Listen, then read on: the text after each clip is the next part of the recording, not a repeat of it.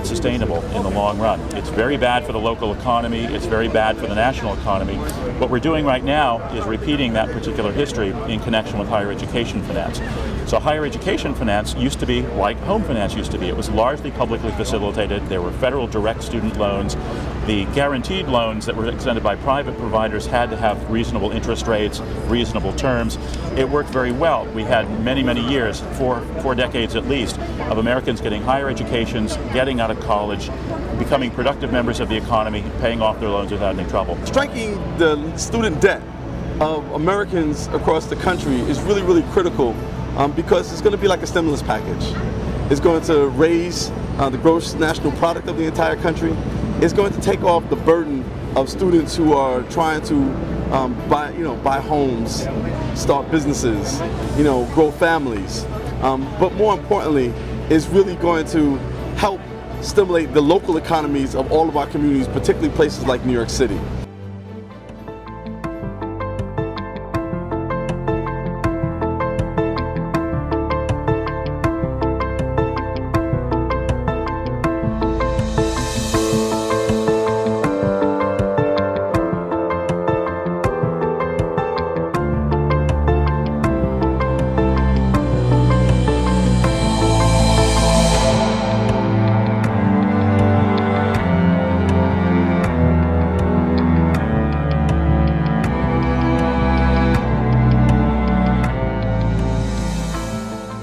Student loan debt, as you know, is a major concern for recent college grads and even some not so recent ones. We've been talking about it for years now. Across the country, borrowers owe nearly $1.6 trillion with a T, trillion dollars. Some lawmakers say that is hurting other sectors of the economy because it makes it more difficult for people to do things like own a home, for example, and pay their taxes. If there are fewer home buyers, that makes it difficult to then sell a home. That's just one example. Okay, Assemblyman, we start with you. You had an event today, and you and some of your colleagues are basically sending a letter to your congressional counterparts and asking them to pledge that they would support this debt cancellation idea, correct? Yes, so we officially launched this campaign to call our congressional delegation of New York, as well as the White House, to institute a one-time cancellation of student debt. One time, so just be like everybody who owes for the moment, and then anybody who comes up the pike is out of luck? Well, we're going to move forward, and institute better programs to make sure that instead of overfunding our loans, we'll be investing back into our higher education, so we'll have more access to debt-free and free tuition colleges, and also create a better market so people have access to more money at the local economies, and they don't just become victims of an extraction economy. I mean, we're talking about no one would have to pay at all. It seems enormously expensive. I mean, doesn't that also have an impact on the economy? Well, we just give away $2 trillion under Trump's corporate tax giveaway to corporations that aren't creating new jobs but rewarding their board of directors and investors.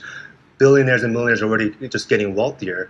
If we're able to just divert some of that money and liberate the middle class, the return on that investment would actually add to the GDP and create many more jobs in the next 5-10 years.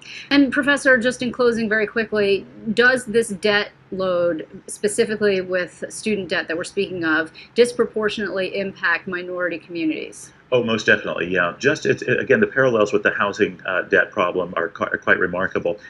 Just as in the case of housing, so here, African Americans are especially hard hit. Latino Americans are next hardest hit. Asian Americans are also quite hard hit. So while it affects everybody, and while it harms everybody, and while it drags down the entire economy that everybody is trying to contribute to and benefit from, it is especially hard-hitting to those who aren't the usual suspects, right? The usual sort of white Anglo-Saxon Protestant Americans. Well, I thank you very much. This is going to be among the many interesting issues that will be bubbling up in the next session in 2019. Assemblyman, we'll have to have you back and discuss this legislation when it materializes. I thank you so much, and Professor Hackett, thank you.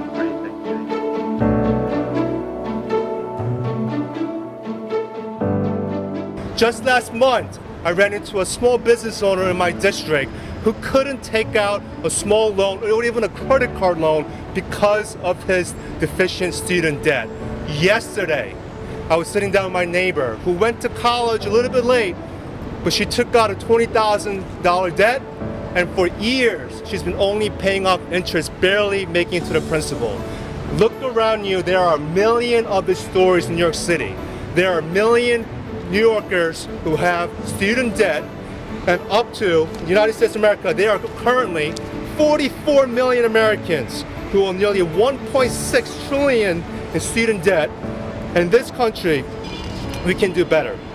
You know, we call that predatory loans, and we should see that in terms of what we're looking at in terms of these education loans. They're predatory because, you know, a lot of times in this kind of high income inequality environment that we're in, a lot of people that borrow these loans have no means to pay them back.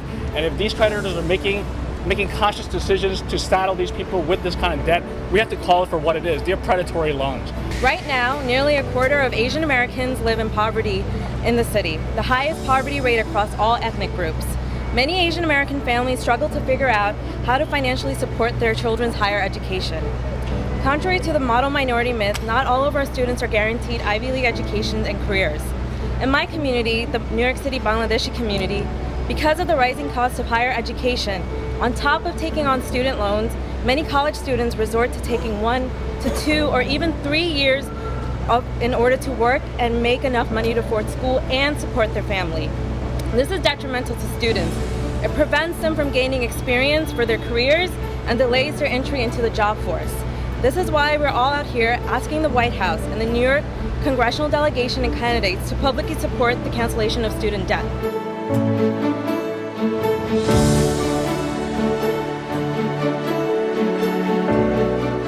So how do we get here, and how can we end this broken higher education system?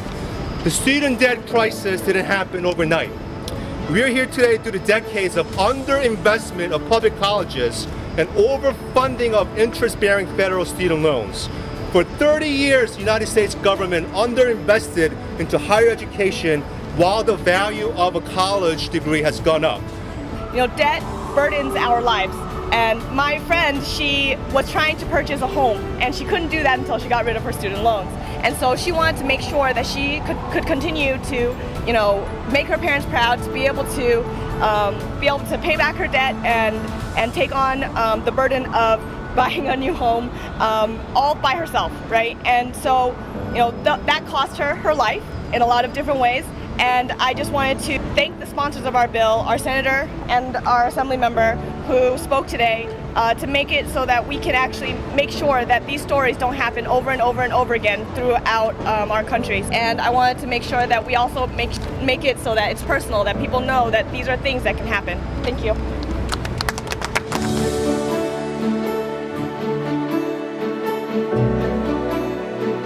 You've heard from Assemblymember Kim and Senator Parker how this problem adversely affects communities of color, immigrant communities, even worse.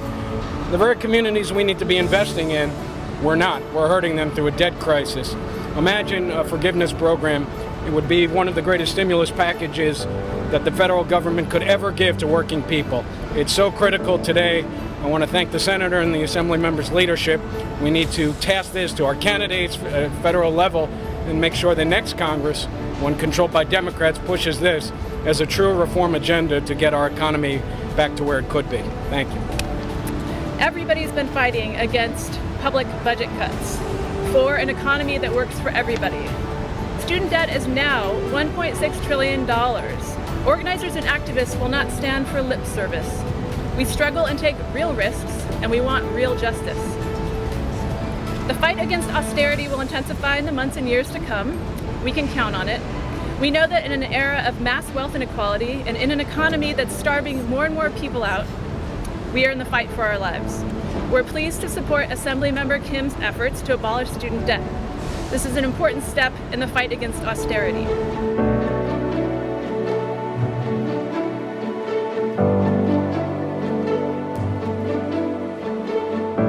For really going out there and talking about an issue that is affecting so many young people in our country. The American dream is truly being deferred because of what is happening now at the national level. We need courage in Washington to make sure that what they are doing is eliminating the debt that young students face. As my colleague from Manhattan said, CUNY used to be free. My father, who is a Vietnam veteran, the only way he was able to go to college was through the GI Bill. This is one of the most critical moments in our country's history, where we are looking at a president who was willing to, who could have actually signed off and eliminated college debt. But instead, he signed off on a major tax reform that actually rerouted $1.5 trillion to the wealthiest Americans than he does about the future of where we're headed. We can't gamble with the future of our economy, and we can't gamble with the future of the education of our young people. We can no longer go and neglect what is going to happen to the generation that's coming up. It is our responsibility to make sure that they have a pathway to a bright future.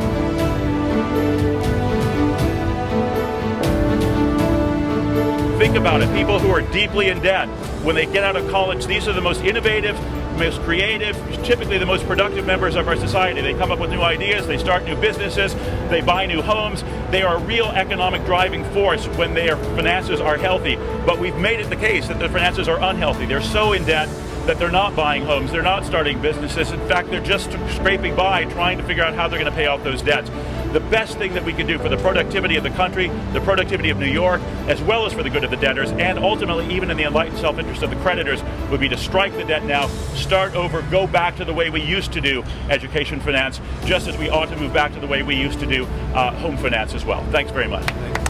We also need to think about this in a historical context. I think about my father, who was raised, he had two brothers and a single mom. The only reason he got to college was CUNY was free. CUNY allowed my father to go to college. His brothers went into the military because that's their way through. My father had an opportunity to go to college. I learned from that experience and went to college, and my debt really burdened me for years, but I was able to manage that because I went to CUNY. I could have affordable debt. My children, my daughter's in college right now, and the amount of debt that they are accumulating, the amount of loans that they need, the amount of what college costs in the United States today has gone up so astronomically that they can't get out from underneath this debt. So we need to think about the future of our families. We need to think about the future of friends. We need to think about futures of people who want to live in our city and live in our state, and think about how our country is going to treat them. The first and foremost thing that people have to struggle with is their student debt. People who get through college, whether they graduate or not, whether they go through a private school or a public school, debt is so burdensome they can't get through. We need to act. And Congress needs to act now. I want to reinforce, this is what Congress needs to do. We need to have them cancel the debt. We need to have our congressional delegation be a champion here. And we need to stand here as New Yorkers and say, this is a priority for our future. I just want to echo a lot of what our electeds have said, that this is, in essence, an economic stimulus package. If you were to strike the debt and to unleash the potential, especially of our youngest generations, so that they can become future home buyers, small business owners. They can start new cutting-edge technologies and business and research. And so this is one of the best things we can invest in our country, not only because it is also for our youngest generation. I believe the support for canceling student debt is the ultimate litmus test for politicians and policymakers to see whether they're aligned with corporate politics and whether they're controlled by too big to fail banks in our society. For 40 years, the federal government has purposefully underfunded higher education while overfunding loans, so the public now is indebted. So instead of going to college for free at affordable rates through grant programs, now they have to borrow money, and it's up to the individual to finance their higher education. This was done through design. All the while, through the stripping of antitrust laws, and corporations and all these special interests are extracting as much money and value from local neighborhoods and our local communities as much as possible, while the federal government is putting people, enforcing them to borrow more money to survive. So this has completely gone backwards in the last 40 years. That's why we need to stand firmly and call on the federal government to do a one-time cancellation of student debt to reset the market so we can move forward in a better designed system. If the federal government doesn't respond, there are a number of different ways that we can advocate for this cancellation. We can look at the central banks and ask them that instead of just exercising your QE, what they call quantitative easing, whenever there is a global meltdown in the financial markets, why not do a people's QE? Why not give that money directly to the pockets of people so they can pay off their debt? That type of investment has a far better return on that money and investment than a one-time injection of money to commercial banks. Secondly, we can look at a number of different local and statewide measures where we can institute measurements to buy and cancel debt, releasing and liberating the working families and middle class of this country. If we don't do this, we're going to be going further into a hole where we can't recover. People are going to borrow more money and be in debt for life.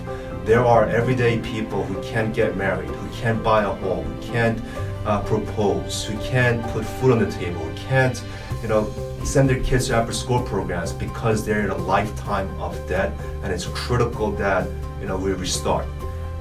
This is going to take political courage. That's why I call this a gut check for democracy or for our politicians. There's so many people that want to keep us on this treadmill. They don't want us to get off the tread. They want us to keep the status quo. So they're focused on a lot of the symptoms that's caused by this root problem of a debt-driven society. The symptoms are divisiveness, hatred, anti-immigration, anti-LGBT, anti-woman. These are all symptoms of a deeper problem, the divisiveness that we're seeing in our country. If we don't address the core problem, we're going to continue to have these type of symptoms. It is very important that we unite and we react against the hatred of this country, but it's also very important that we address the core problem of how we got here. And if you look at the last 40 years, it's clear how we got here, and it was done through design, which means that we can redesign it toward a better system. Again, this is a gut check for our democracy, for politicians and policymakers, not only this country, but all around the world. People are fed up with the outgrowing, the out of control debt that every single human being on this planet is facing. 10 years after the 2008 crisis, we've almost tripled in household debt all around the world, while the mega banks, the big corporations, that only got bigger and stronger. The divide between the wealthy and the poor has widened, and the one clear solution is to strike debt and restart the system that is clearly broken and not working. I implore you to call your politicians and elected officials and stand with us. This is a gut check moment for all of America and all of the world. Strike debt, strike debt, strike debt.